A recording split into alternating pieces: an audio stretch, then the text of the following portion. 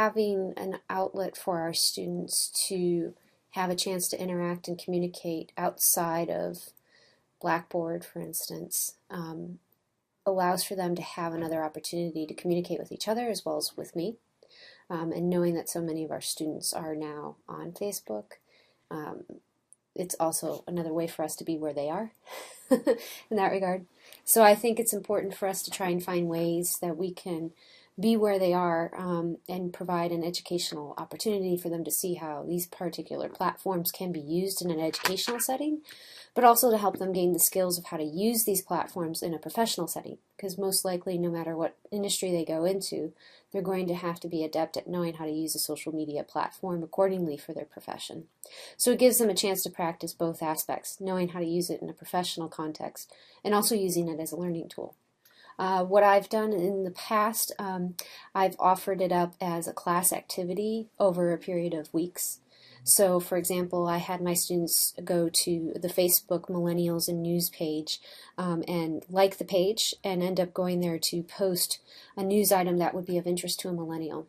And as part of that activity, they would actually go in and post a news article. And then the following week, the next set of assignment, the next exercise would be for them to actually go in and provide a response to what one of their classmates posted there and look at the news item and provide some kind of commentary, not just, oh, I agree with this or I like it, but provide some thoughtful comment to it. And then going back and looking at it again another time and looking at how they responded to that particular news item and how the students responded to the one that they posted. So it's an ongoing learning activity for them to have during the course of the semester. Right. So, and by having a Facebook page, it allows for instructors to have the opportunity to create another place for these students to interact with the instructor without having to friend the students. Because that crosses some lines, of course, between student and instructor interaction. And a lot of questions have arisen lately about, do instructors friend their students on Facebook? And my thought is that I'd rather have the opportunity for the students to have their own existing networks where they can do what they want to do on Facebook with their friends, but then use Facebook pages as a way to provide that educational opportunity. So just by them liking the page they don't become my friend, and I don't become their friend, but we use it in an educational way. This is an ongoing page that's created. I actually had a colleague that created this page about a year ago now, and she's worked with 5 other universities, including ours, to have millennials across the country participate in this Facebook page and post news that is relevant to millennials. So the site is actually constantly being updated with posts from students all over the country from the different universities.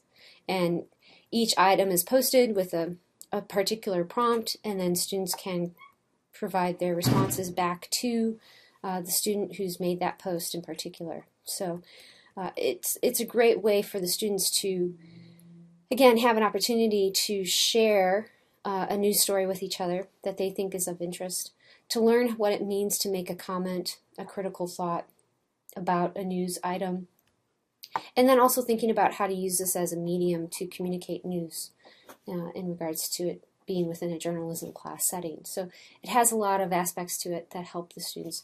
As part of the assignment that I did for this, I gave the students guidelines. I didn't just let them go and have fun in this page, but gave them guidelines in terms of you need to go in and make sure that you find a reputable news source, credible news source to post on the page.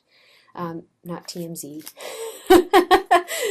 but a reputable news source that they could use to post, and make sure that it's an article that will be of interest to millennials, to their classmates, and that the comments, the prompts that they provide should be critical in terms of their analysis of the article. Do they feel the reporter did a good job?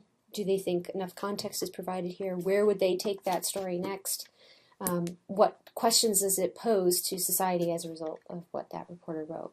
So giving them those prompts in the assignment help them also in terms of what they produced, in terms of what they posted on the page. So I think we do, as educators, have to make sure that we don't just throw these platforms at the students and expect that they'll know what to do. We do have to scaffold that learning with guidelines and some sample prompts so they know what they need to do in those areas and set the expectations accordingly.